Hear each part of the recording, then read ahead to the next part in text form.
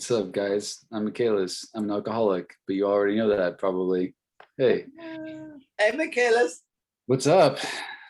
So yeah, when Natalie actually brought to me to like talk about 8 and 9, I was like, I don't know how we're gonna do this because it's like so specific, and you kind of really have to go over each in men's like individually to sort of figure out like what you're gonna do there. So I really wanted to make this more of like a question and answer thing and more interactive. And honestly, like I'm not the end all be all guru of the amends process. So I think all of us can kind of share our experience in terms of stuff if different people have done amends before.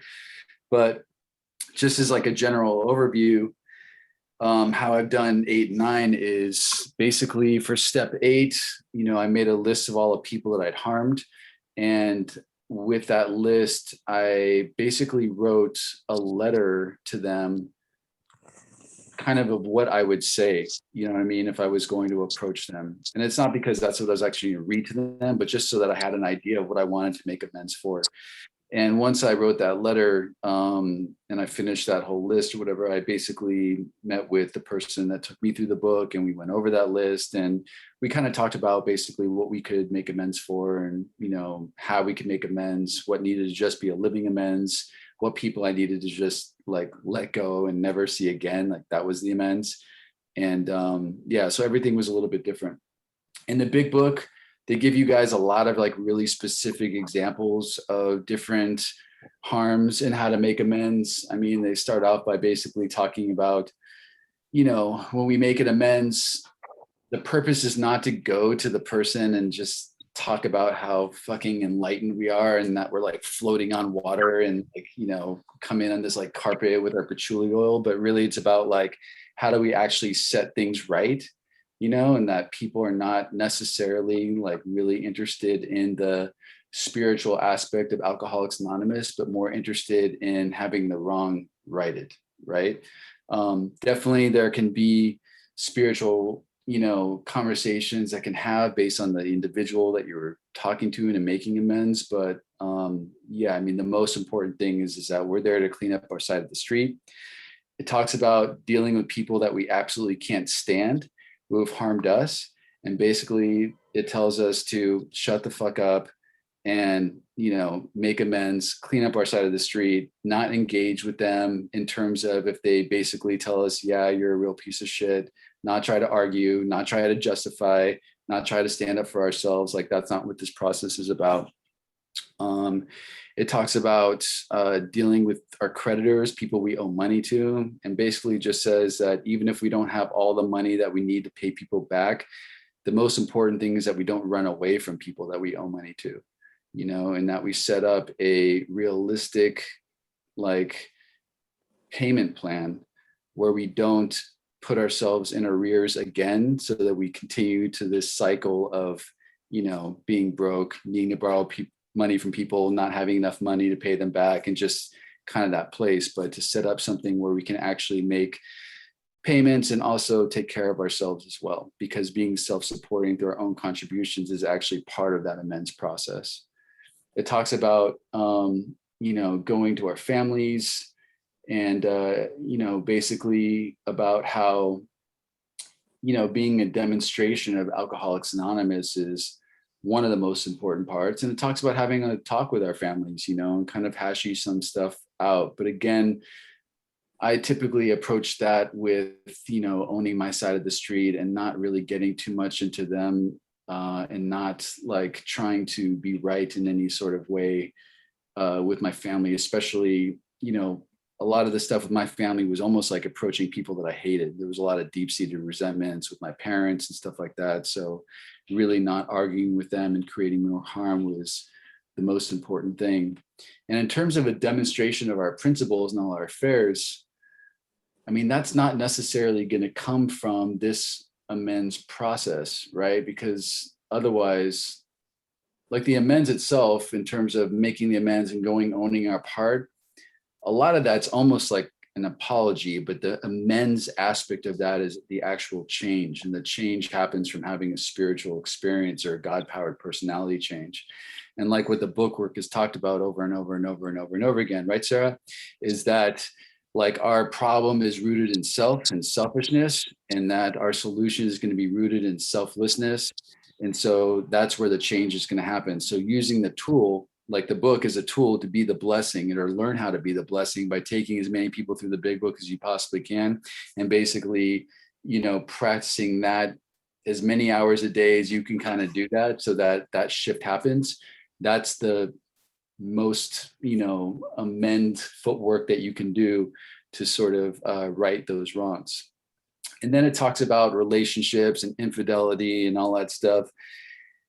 And truthfully, I mean, it gives you some examples in the book about how to deal with that stuff, but in the end, it's basically between you and your partner, because everyone is really different in that situation. And I've tried to apply all those different suggestions in the big book, and they've all backfired on me. I've never been able to go to somebody that I've cheated on and been like, hey, I just want to let you know that I cheat on you, but I'm not going to tell you who, because I don't want to involve them, so I hope you understand. And I hope that you can just kind of forgive and forget. Fuck that. That girl was like, who is that fucking person? Why are you putting her over me again? You're fucking self. I mean, it just turns into a nuts, crazy thing. So that's not how I've approached my amends in terms of infidelities. And that's generally, it also talks about when we make amends, if our harms involve other people. So let's say, you were involved in a business and you and your business partner basically, stole money from the company or whatever, and you went to make amends to the company, you would have to get permission from your business partner, not involve him in that conversation, right? So you don't want to like throw anyone else under the bus through that process. So we just want to make sure that we don't create any more wreckage than we already have. That's the fundamental idea of the amends process, on top of, walking this earth on different footing through practicing being the blessing, which is something that we get to do, and why it's so important to be taking people through the book while you're going through the book, because otherwise, by the time you get to the 9th step, not much change will have happened, right? So that's a very brief, summarized overview of what 8 and 9 is like. But if you guys have specific questions, let's hear it. Thanks. Thank you. Chris. Yeah, no worries. One thing that I'm hearing a lot is this distinction, direct and indirect amends, because it's going to hurt the other person. And it seems like, I mean, like when we say things to people and they don't know about it, it's going to hurt them. But so where, I know everyone has specific situations, but can you speak on distinctions with that generally? So when I've investigated like people's amends and we kind of looked at their inventory, if there was sort of bad blood between two people, I mean, we're not necessarily as crafty as we think we are in terms of hiding our emotions and hiding our thoughts about people. So yeah, we may have gossiped behind their back and thought that nobody knew about it, but oftentimes like those people do, so depending on the situation, I would say to, definitely try to clean that up. Now, there are some situations where, I have a girl that I'm working with, and there's literally someone that she's never spoken into in Alcoholics Anonymous, but she judges the shit out of him. She hates him for no reason. Now, for her to just go up to some random guy and just be like, hey, I just want to let you know, I judge you and I thought you were a piece of shit, and I just want to tell you I'm sorry. That's probably not super cool. That actually happened to a friend of mine. A buddy of mine like walked up my friend Ashley at a meeting and was like, I hated you, and I just wanted to tell you that. And he was just like, why did you tell me that? So I don't think that that's necessarily like the route to go, but if there is some sort of tension or energy or some kind of negativity between you and another human being, I think it's important to clean that up, because that is felt between both people. It's not often that only one person feels that, which is kind of like what you've been doing, Natalie, in terms of going the extra mile with your amends. You've been really examining like, you know, if there's any sort of weird, uncomfortable energy, you've been going back and addressing those people, right? So yeah. Yeah. And one more thing too about the list. So we get the list from our resentments, fears, and sex inventory. That's We the get the beginning of it, 8-step list, right? But it's, the yeah, beginning. totally. And then so can you speak a little bit on Yeah, I that? mean, Where you so in the book, it list? says we made our list when we did our inventory, but that's like part of the list, right? So there's definitely some people that I did not resent that I harmed, you know, and there's people that I was not involved sexually that I harmed, you know, and there's people that had nothing to do with my fears that I harmed. So it's really just about being thorough and I mean, that's a good chunk beginning. So there's not going to be a lot of extra names, but there will be some extra names for sure. Right. So I tell people, I mean, if it's their first inventory, go back through your whole life and just did you steal from anyone? Did you lie? I mean, it doesn't just because you don't resent them, like you can still harm them. So I make that distinction as well. Totally. Cool. Well, thank you for sharing that. And who would like to start with questions about the amends or comments? I have a question actually. So Hi, I'm Jessica. And so I've been sober 4 years, and the only two people I have not made amends to are my parents.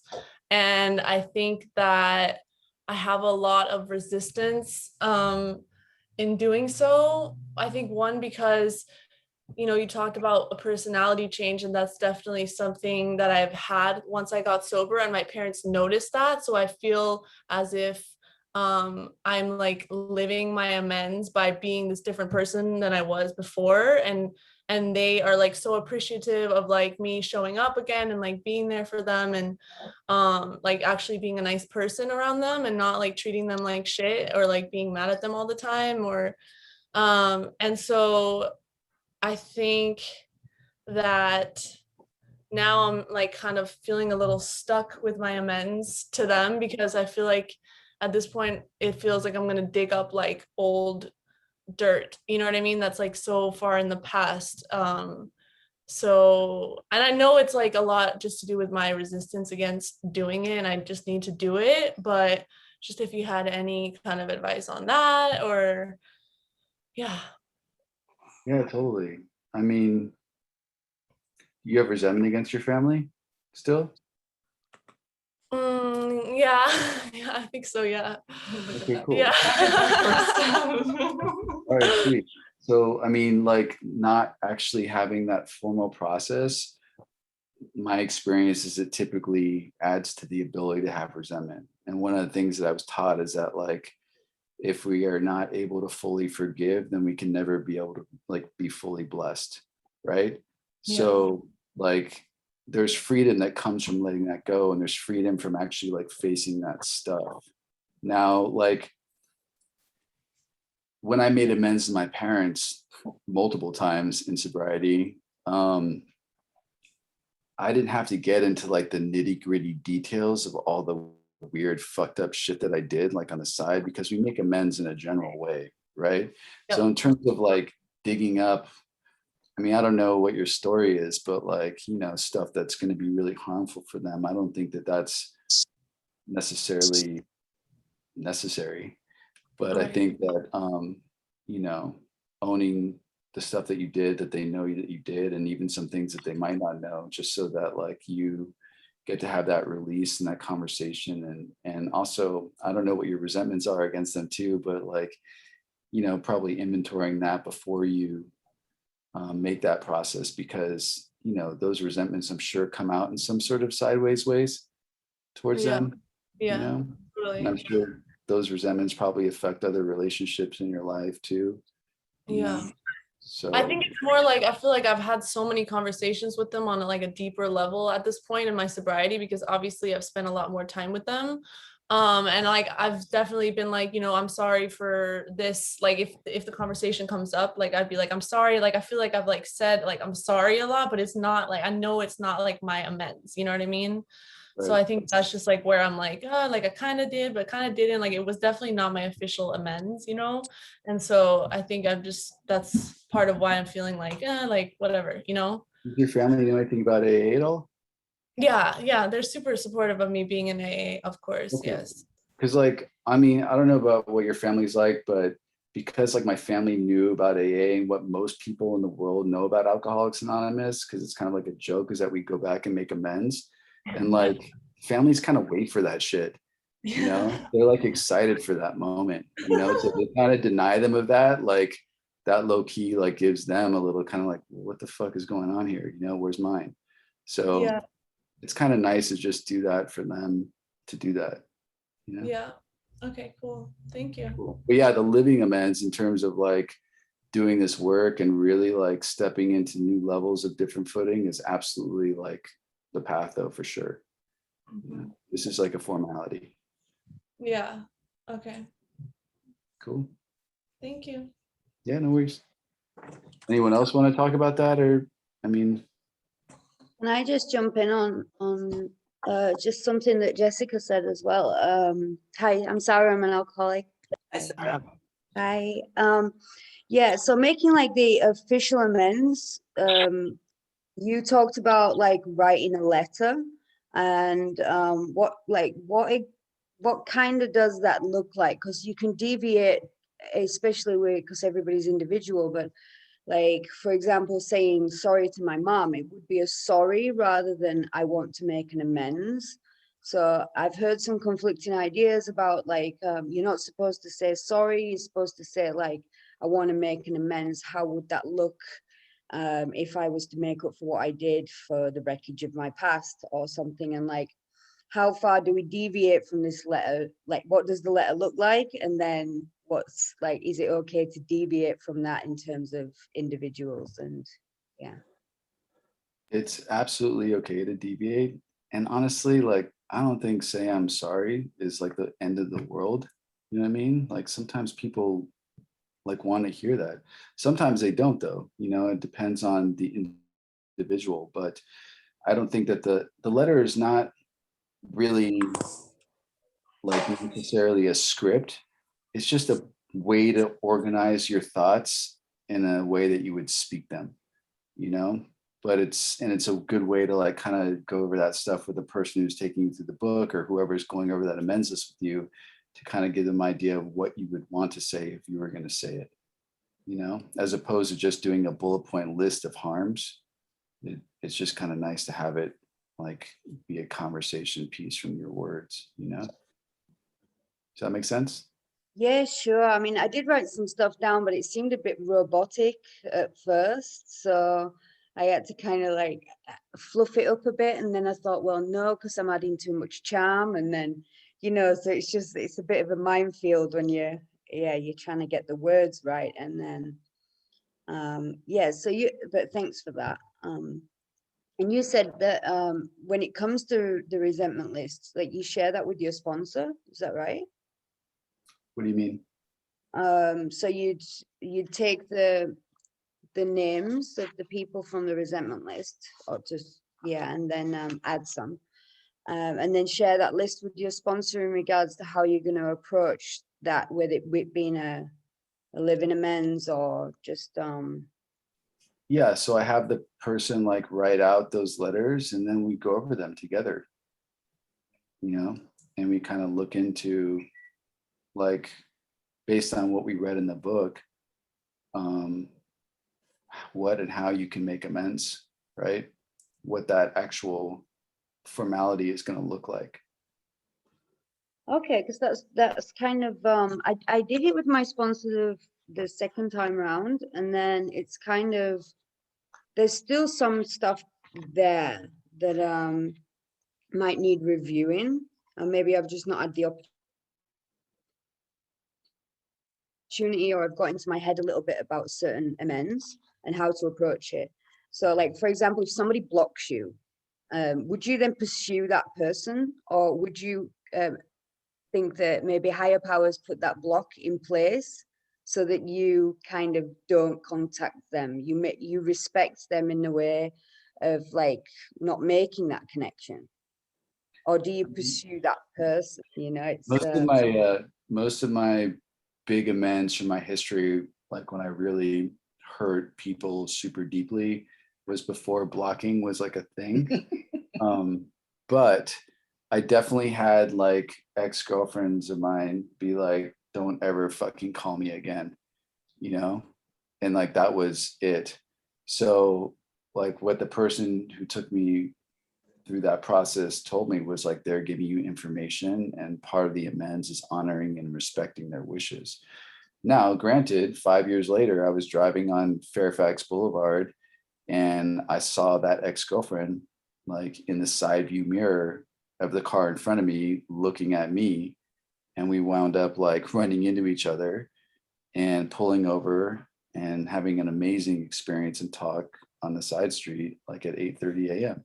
So these things just sort of kind of appeared in your life, maybe whenever the time is ready, you know? So if someone blocks you, I guess I would respect that, you know, and that would be a living amends. You know what I mean?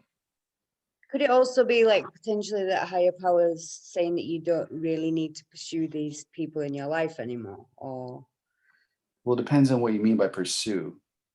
I mean, it's not really about people themselves. Like it's really about pursuing spiritual growth, right? So, I mean, I don't know what you mean exactly by pursue the people. Like there's people that I made amends to that like I don't have a relationship with today. That's just how it is. But I cleaned up that side of the street so that I can move forward with less baggage in my life, you know? So it's not like I'm continuing to pursue anything there. Does that make sense? yeah, perfect sense. Yeah, I think that's what I needed to hear. To be Yeah, no honest. worries. But you're working with Natalie, right? Yeah, Okay, yeah, cool. and then I'm going through the book with several other people. I think 2 are here actually, Guy and Chris. So that's nice. Oh, sweet. Awesome. All right, cool. But we're not quite at like these steps yet. I think the furthest I am at the moment is step. I haven't got to step 3 with Natalie yet. So it's slow, but it's good. It's in depth, so it's good. Okay, cool. Yeah, you'll have a whole amazing experience with the 9th step. That's pretty awesome. Looking forward to it. Can you speak to what you just said about you make amends, but that doesn't mean you want them in your life, because that's come up with somebody recently. Like, what if the person wants to be friends again, but you don't want that? So how would you navigate like making the amends, but then, yeah. I mean, okay. So I'm kind to people, and I will respond to people when people reach out to me, right? But I'm one of those people that really just deals with like what is actually in front of me in the moment. And what's in front of me in the moment, I have many opportunities to like be of service and show up all the time, because that's kind of how I dedicate my life. And it's, you know, I have some people that I actually will pull into my moment because, you know, I have that kind of relationship with them. But I often find myself not really making as much of an effort, you know, but that doesn't mean that I won't respond and show up for anybody anytime that they call me, you know, or reach out to me. So, I mean, that's just, I don't know really how to answer that, you know. It's a personal preference. Ushi had a question about it. Ushi, would you like to Yeah. clarify that? Yeah, is she alcoholic? Hey, what's up? Hey guys, thanks for your service, guys. Yeah, that came up for me. First I want to share something that happened to me yesterday. I love the approach because I've done the amends, you know, the 5th time I'm around. So the big ones are done, but the subtle ones come up. And I didn't know if I owe people amends. And I love that approach Natalie shared, you know, just ask them if you don't know. So there is an ex-lover who lives in Sweden who's also in the program. And I thought he's easy, he knows the program. I just ask him if I heard him, if I did amends. And he came back and he said, no, you didn't, but I'm coming to visit you in Thailand in October. It was like, oh no, I just wanted to see if I own amends. I don't necessarily want him to come to visit me, But anyway, that might not happen. But where it came from, there is, I've got a couple of people, like one is an old friend from Germany. We know each other since we're 16. We stayed sort of in touch over the years. I made my amends to him. But he's very much, he puts this emotional blackmail on me if I don't get in contact with him, But we've grown apart. He's still a stoner. I mean, I like him, but we're just worlds apart. And I try to be kind. And a few years ago, I was back in Germany and my brother-in-law died and my cousin died the next day. And then an ex-boyfriend died a few days later. So I was there for 10 days and I came back to Thailand. And he wrote me this message. I heard you were in Germany. I'm really disappointed you didn't contact me at least. And then I wrote, well, if you don't have expectations, then you won't get disappointed. And I left it at that, right? So my thing, what I said to Natalie, I like to make amends for sort of cutting him off. But the minute I do that, then he will want to be back in my life again. And I don't really want that. That's sort of where I'm sort of caught. What should I do if I don't want someone back in my life? But I also feel like cutting them off was maybe a little bit harsh, That's sort of, I prayed on it, so I'm waiting for the answer. But I thought I'd run it by you. Part of like making amends is like to be clear and specific in relationships, right? Because so many times we people please and we hang on to things and then we wind up being assholes to them in some weird passive aggressive way. Yeah. And that's pretty fucked up. So, I mean, look, I cut things off as gently as I can. Of course, no matter how gently you do it, sometimes people will be sensitive about it, but at least I was clear with them and that was it. And I can like move forward knowing that I did the right thing. I had integrity and that's it, period. It's that simple, So you would go and make the amend for cutting him off or just leave it? I would be clear. I would apologize. Look, I'm sorry that I was not clear with you and that I said something that was kind of passive aggressive.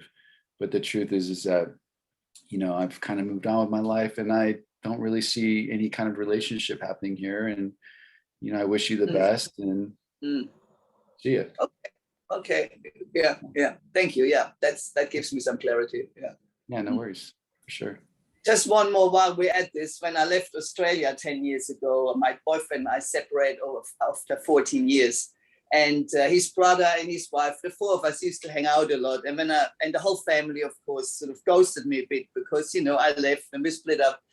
And his sister-in-law wrote to me when I was 3 months sober and already in Thailand and said, I'm sorry I didn't get in touch and see if you're okay, but I really like to stay in touch with you.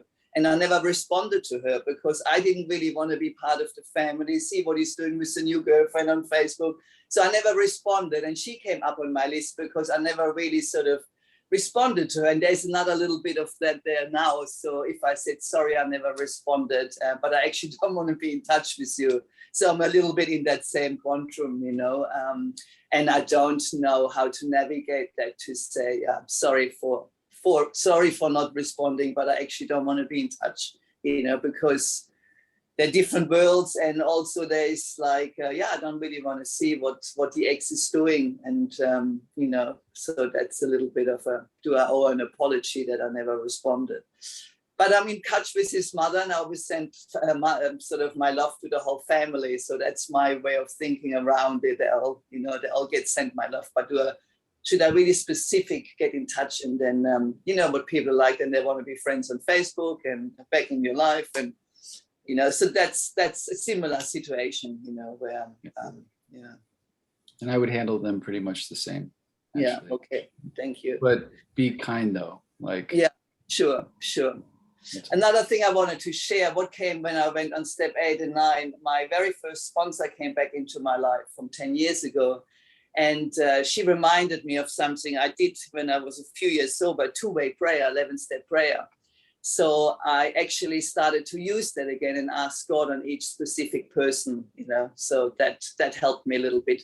Who to put on the list, I put it in my God box, who am I willing to make amends? Who should I put on my list? And then I got this download, So I know if I get the download, I got to take action. So that's, I love that 2-way prayer. So that helps me a lot with getting specific answers. But thank you for sharing. Yeah, no worries. Absolutely. Thanks, Sushi. So Guy has his hand raised. Guy, would you like to speak or ask a question? You're on mute though. How's that? Sorry, I'm not very good with my phone on Zoom. Yeah, thanks for being here. Thanks for the platform. Thanks, Natalie and Michaelis.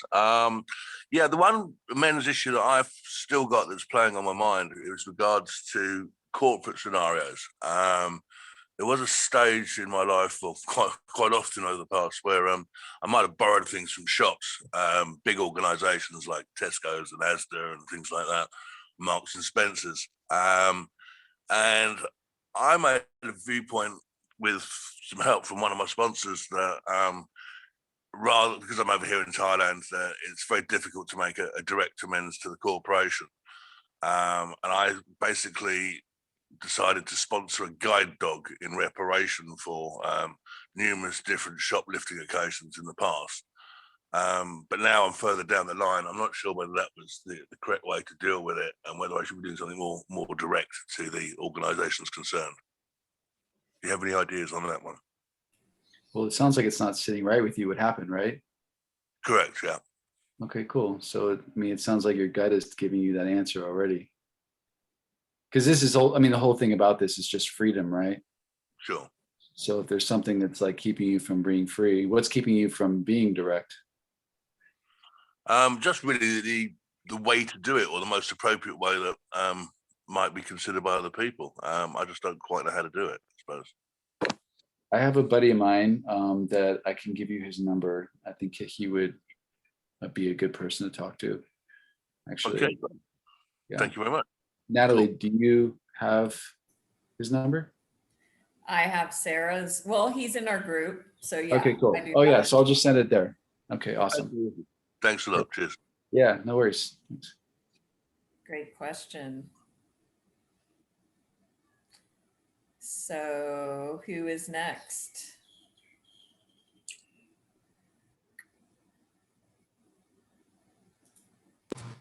Questions, comments? I have a question that's, hi everyone, it's Cynthia. I have a question on off topic. I don't know if that's okay. Yeah, of course. Hi, Cynthia, alcoholic. In the last YouTube recording of the meeting that you did, you sort of went into your relationships with family of origin.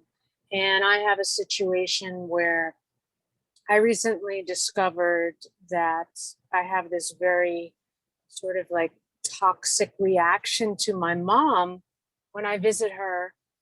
And she's very ill right now. And so it's like, I'm working on my resentments and trying to figure out, like I've created more detachment from her in this attempt to cultivate loving detachment, you know, and more kindness, right? But you mentioned in the last meeting that you were able to redefine this idea of, you know, your parents, you know, people that you came from. And I just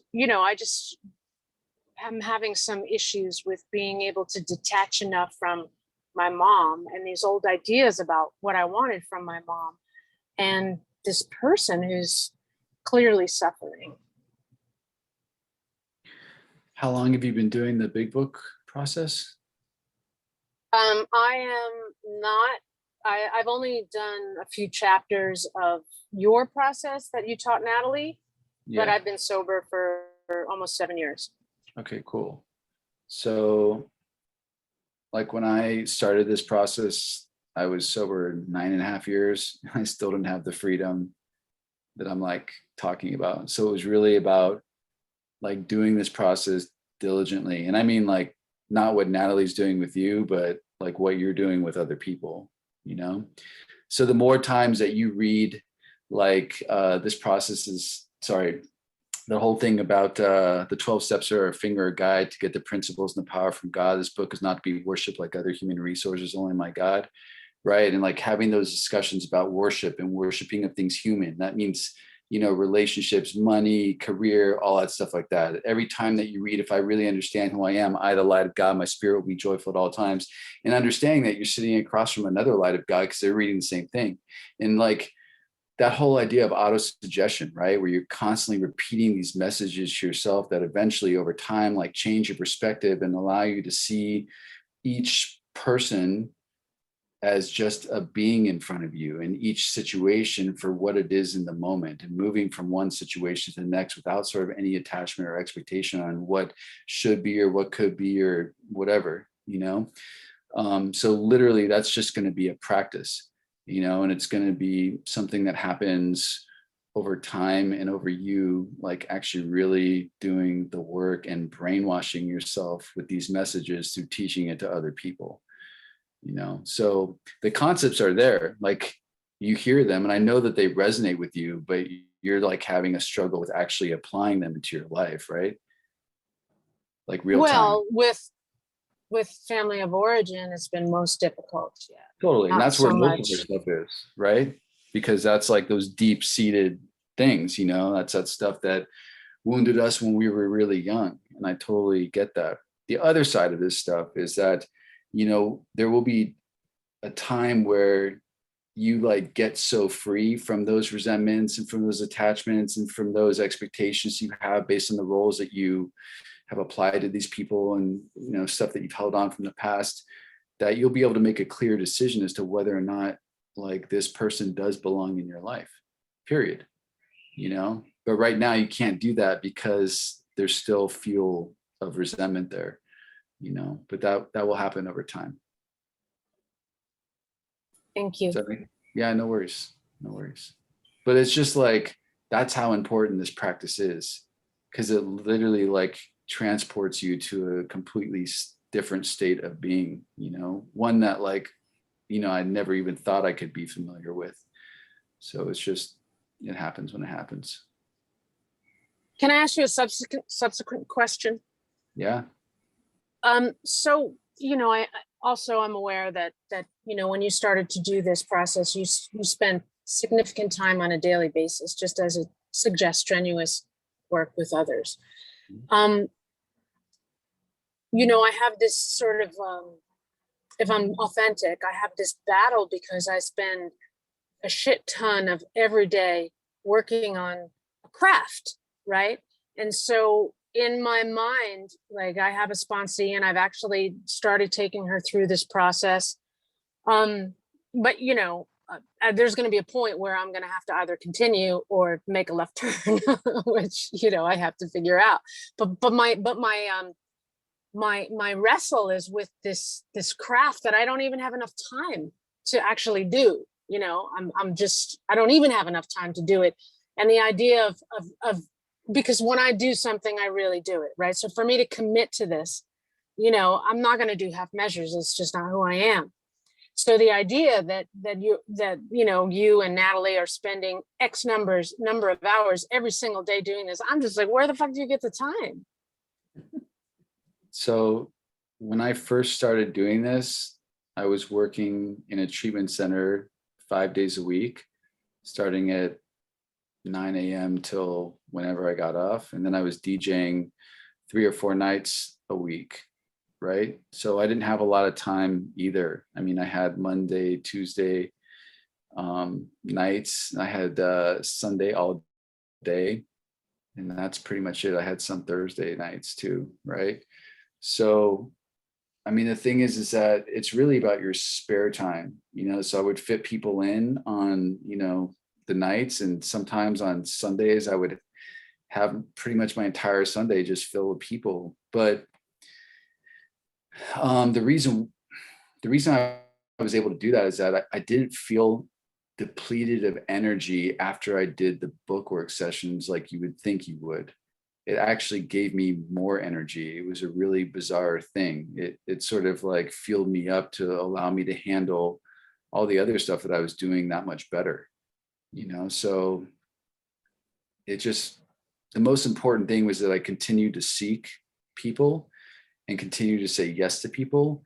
And the universe sort of took care of the rest. And what I mean is that like the universe is always like leveled me out in terms of how many people I was working with based on my schedule without me trying. Right. So a lot of people fall off a bill story. They take fucking forever that, and sometimes they never come back. A lot of people fall off at the inventory. A lot of people fall off at amends. Some people fall off in the very beginning, and as long as I'm continuing to look and continuing to try to be at different parts of the book with different people, always, like, everything sort of works out. In the very beginning, I went from 4 people to 14 people very quickly. And then it whittled down to like 7, and it stayed consistent with 7 for a little while. And then it went up again, and like, as my schedule changed, I mean, the last, bunch of years, I've just been a DJ. I've been really blessed to have like a pretty free schedule, and the universe is, giving me a shit ton of people to work with. And then when COVID happened and like DJing stopped for a while, like, it got even bigger, so it will just all sort of work itself out. The point is that you make an effort to do it. That's all. Don't like compare yourself to me or Natalie or whatever. You're going to have your own process and your own time frame is what you do. But like, I'm just letting you know is that the more effort that you put into it, the more relief that you're going to get, Thank you. Just to give you like a real world thing, like, let's say you're gonna, like, I wanted a 6-pack when I was 40, like, I never had one. I was a fat, smoking Red Bull, like, disgusting human being, right? And I was like, I quit smoking, I'm going to get a 6-pack, fuck this shit, right? So if I had just gone to the gym like twice a week, definitely wouldn't happen, but if I go like 6 days a week, it still would happen, but it would take a long time. But if I add the 6 days a week and then do the diet, you know what I mean? That's when it'll happen, like 10 months. So that's the thing. It's just like the same with anything else. The more consistent you are with it and the more volume you add, the more relief you're going to get. Right? Cool. Great example. So one thing I wanted to pick out from what you said, great question, Cynthia, is you said that if you don't have the resentment anymore, that then you can kind of make a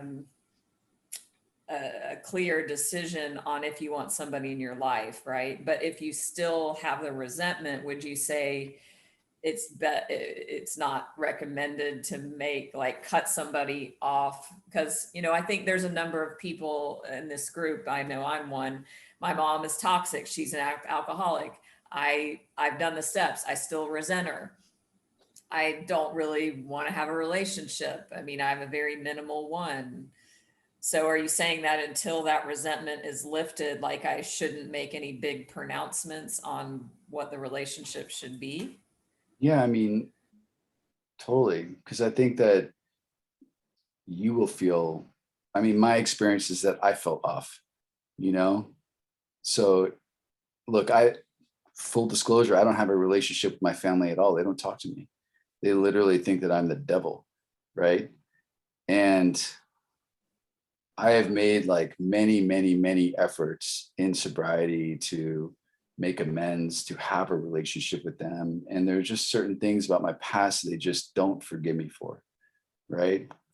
And the last time, got really, really uncomfortable between my family, and my family was even like, poisoning the mind of my son for a little bit. And, he didn't talk to me for like 9 months, and then he wound up making his own decision to have a relationship with me. And now again, we're closer than ever, but it was challenging. And,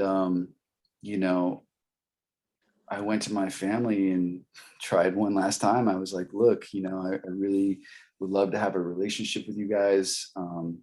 I love you, and I don't have anything against you. And I know that, I basically talked to them about my part with a bunch of stuff. And I said, the only way I can see us moving forward is really if we sort of start fresh, and not bring up the past, not continue to dredge up all that old stuff, and really just deal with each other as we are in front of each other now. And they both agreed with that. And that was all good. And, that lasted I said, if, that's the only way we can have a relationship, and so that lasted for maybe about 8 months. And then, my mom like posted something on Facebook, basically just talking shit about me, on, I think it was Father's Day. And it was basically just, talking about what a shitty father I am, and sort of like talking about both my exes and how amazing they are, And I saw the post, and like at this point, like I wasn't even hurt. It didn't even bother me in that sense, because I've been so used to like my mom and stuff like that. And I understand where she's coming from, and I understand why she resents me, and I don't have any ill feelings towards her at all. But I just said, look, we had a deal and you weren't able to live up to the side of the deal. So I'm sorry, I love you, but I just can't have this relationship. I have a lot of people in my life that love me and support me, and I would absolutely want that from you. And I would like to reciprocate that to you, but it just doesn't seem like that's in the card for us. So I wish you the best. And that was it, but that was after a good 17 years of trying sober, so yeah.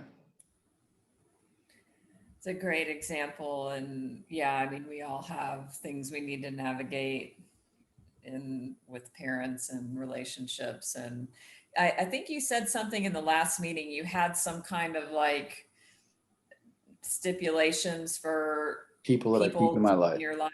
Yeah, they have to Yeah, meet like one of two qualifications. Either I can be the blessing to them. So if I can't bless you, okay, or they can love and support me unconditionally as I am. Now, the latter is a lot harder to find than the former. It's easy to like bless people. That's much easier, And so there's a few people in my life that I know love and support me unconditionally. But those are the people that I'm talking about that I make a concerted effort to keep in my life. Because the truth is that my family lives 10,000 miles away from me typically. So, I mean, I would have to make a real effort to pull them into my present moment, which means that I would be like not present for whatever's in front of me. So for me, that has to be someone that's special to me in that way. You know what I mean? Yeah, exactly. Thank you for bringing that up again. I like the distinctions there. So, who else would like to ask or share? It's my kitty. Hi guys. Hockey. Hi, Julio. Yeah, no, it's very interesting about the family issues because right now I'm here at my brother's place and he's living with my mom. So yeah, I gotta make some effort to come here. I left my place in Oaxaca, at the coast. Well, I gotta come back, but I just came because it was my mom's birthday, and I like to enjoy her, make this time count because we may die anytime, and so I got this feeling like I should go, and I don't know from which point this came because I didn't have enough money to come here, or because I'm not working now. I'm in this place. I cannot go out and play, so I have to pay rent. I mean, I have a lot of issues of my life that I just put aside to be able of being here, and so I think I'm sorry, I didn't introduce myself. I'm Julio, alcoholic addict, and I'm also in CODA, and so the issue there is like having healthy relationships based in love, and so it's been really challenging because there are some things that I see now that I couldn't see before, and like the relationship between them, it's a bit strange for me because I feel weird. I feel like they are like my brother is taking the place of my father, and so it's some sort of symbolic incest. I know it sounds weird, and I feel like a teenager living here, and my brother like acting like my father, and yeah, so it's a mess. And I understand that I come from a distorted system, and yeah, family system where everything is out of place, and yeah, it feels weird. And I did some amends with my mother years ago when I was living in Chiapas, and I think she was one of the most important persons in my life. And I try to, I think I really hurt her a lot because she got a lot of, how to say,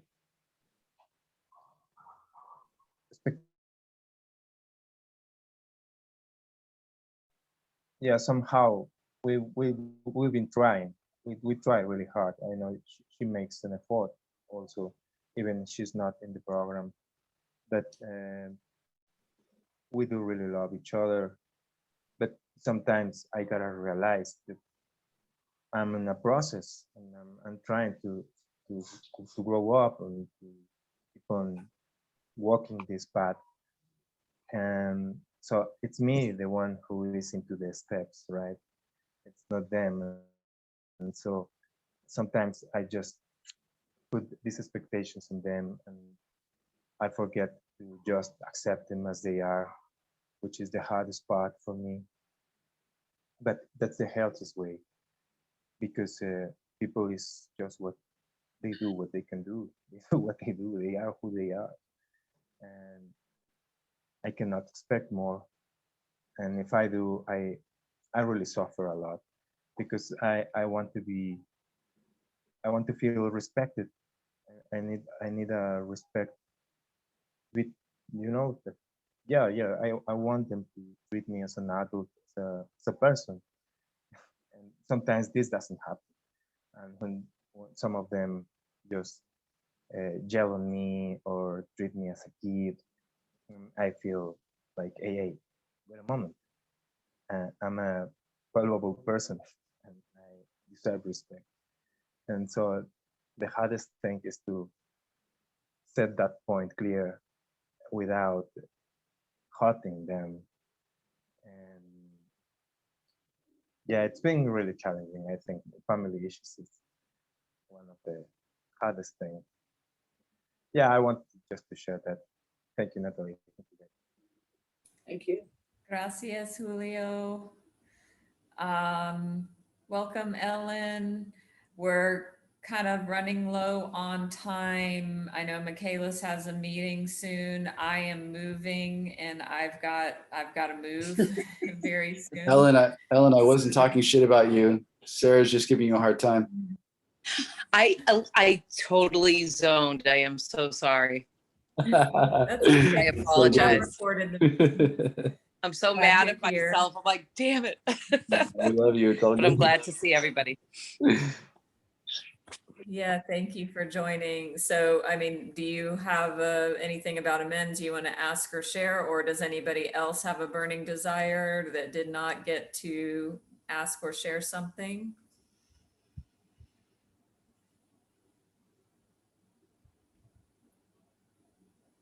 Nobody? Okay. Ellen, is there anything you want to say since you just jumped in here?